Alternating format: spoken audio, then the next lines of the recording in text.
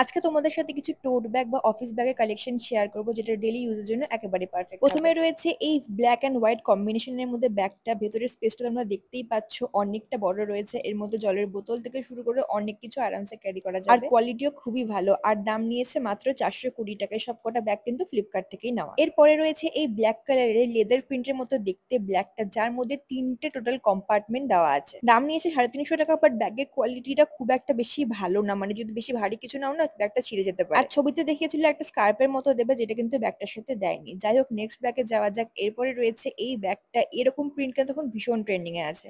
দাম নিয়েছে 500 টাকা, ভেতরে দুটো কম্পার্টমেন্ট দেওয়া আছে। ব্যাগটার কোয়ালিটি কিন্তু বেশ ভালো, কিন্তু একটাই প্রবলেম লেগেছে যে হ্যান্ডেলটা একটু ছোট। এটা যদি একটু বড় হতো দেখতে বেশ সুন্দর লাগতো।